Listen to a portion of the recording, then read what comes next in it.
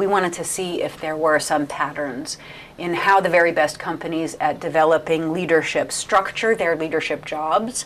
how they go about identifying excellence in the parent company and also in subsidiaries, how they go about developing the capability of leading across cultures, and how they go about developing matrix leadership capabilities in their organization. And we really want to understand what these kinds of differences between the top 20 and everyone else can teach us more generally about how to develop great leadership in all of our organizations. And I think we found a really interesting, really compelling theme this year. That was that the best companies for leadership are really outstanding at developing structures and practices that locate the best ideas wherever they are and whoever has them, and making sure that that's what's getting used throughout the organization. So, for example, we found that the top 20 were particularly outstanding at developing leaders who could creatively bring together resources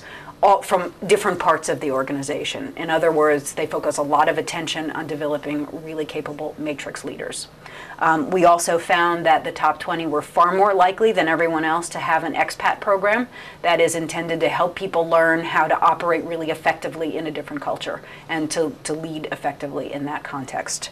We found that the top 20 were much more likely to actively collect the best practices in leadership development throughout their subsidiaries throughout the world, to harvest those lessons and to share those practices with the rest of the organization. And we also found that the top 20 were much more likely to pay men and women the same for the same kind of work. So as you can see, what we're seeing is that the very best companies at developing leadership are paying attention to what the best ideas are and where the best resources are, regardless of where they are or who actually holds them.